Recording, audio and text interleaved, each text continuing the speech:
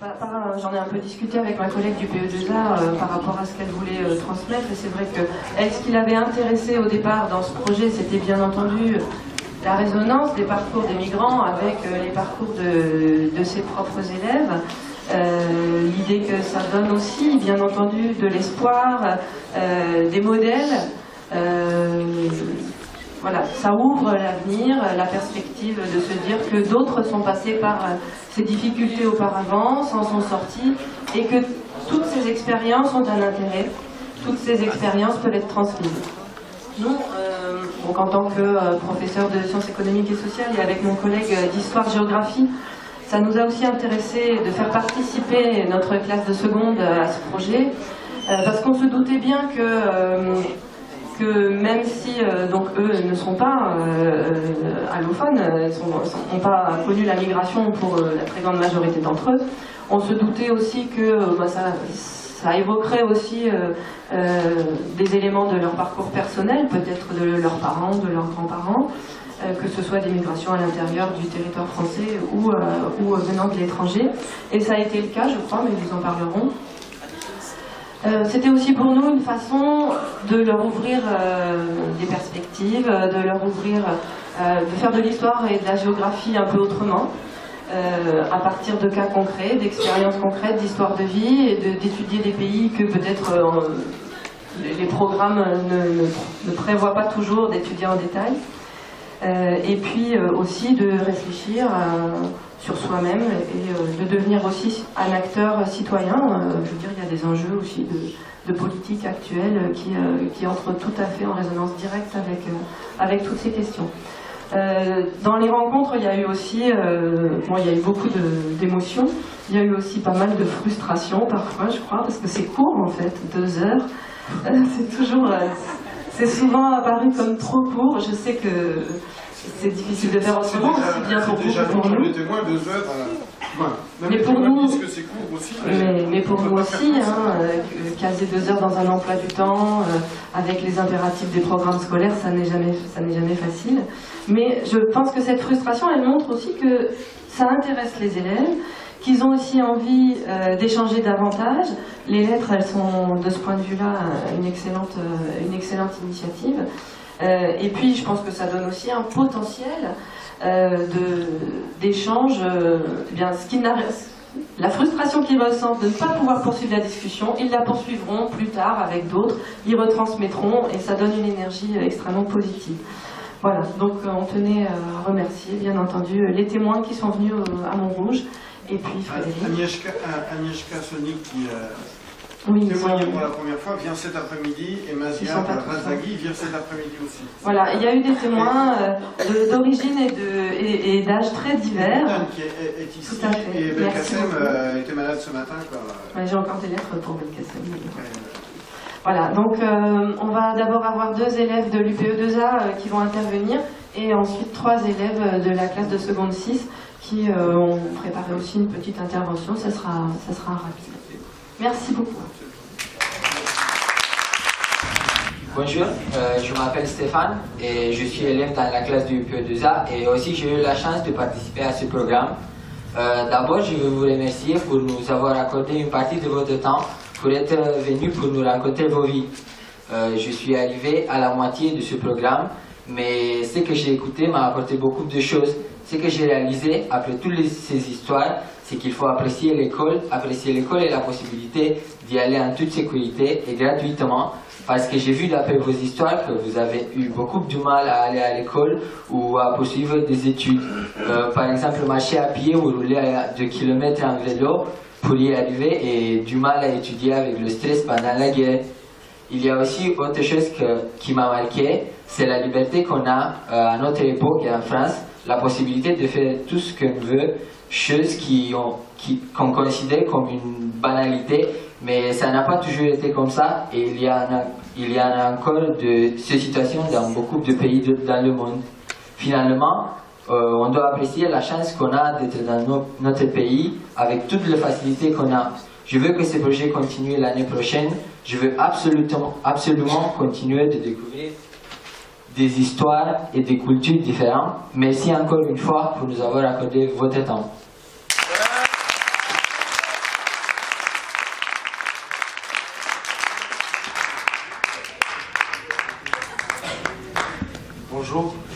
m'appelle Mehdi. Je suis d'origine marocaine, je viens du Maroc il y a 5 mois. Tout d'abord, je veux remercier tous les témoins de nous donner un petit peu de leur temps, de venir raconter leur vie. Et ça m'a rapporté beaucoup de choses, comme monsieur Maziar qui nous a raconté la différence entre l'avion en Iran et l'avion en France et la difficulté. Voilà, merci.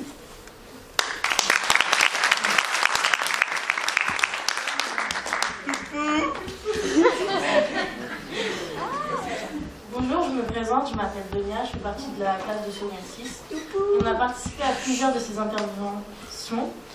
On a trouvé que les interventions étaient trop courtes, pendant 2 heures, c'était pas assez pour nous raconter leurs histoires.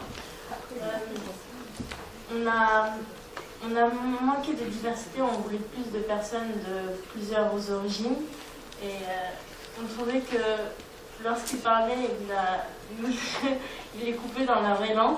Et ça nous gênait un peu parce qu'on n'avait pas la fin de l'histoire. On n'avait jamais la fin de l'histoire. Et ça, c'était vraiment dommage. Mais à la fin, on a vraiment aimé chaque histoire. Chaque personnage avait son identité, son origine.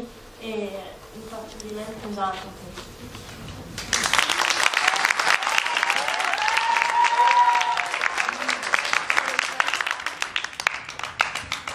Donc, après les inconvénients, on va plutôt venir aux avantages.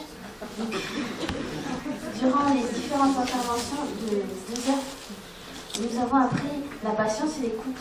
Nous avons écouté avec plaisir les différents intervenants qui racontaient leur histoire. C'est avec admiration que nous avons découvert un autre point de vue de chaque histoire. Voir et rencontrer des personnes qui ont vécu la guerre du Vietnam, l'indépendance de l'Algérie ou encore l'occupation allemande en Pologne a été enrichissant et instructif. Grâce à eux, nous avons ressenti de l'empathie et avons réalisé la chance que nous avons d'avoir une vie simple et un pays en paix. Ce fut intéressant de rencontrer ces personnes ayant déjà une bonne expérience de la vie, quel que soit leur âge. De nombreux élèves ont satisfait leur curiosité. Donc, merci beaucoup pour ce temps.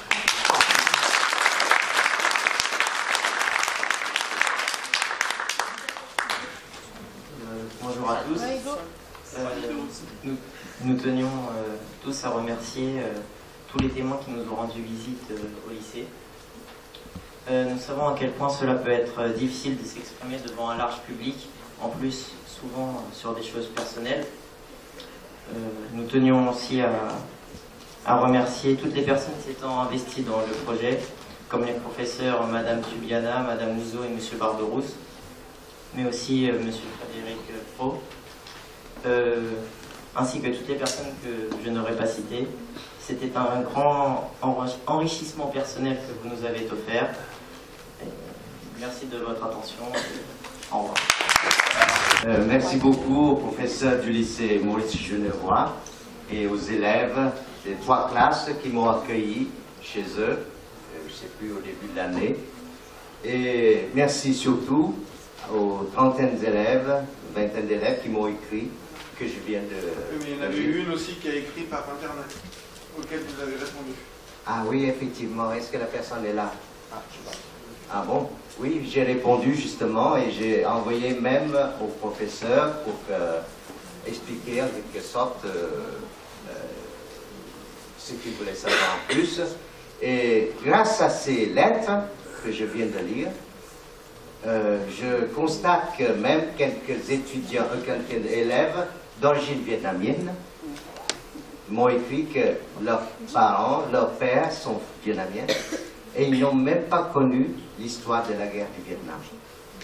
Alors donc, vous voyez, la mémoire et les histoires à travers nos témoignages.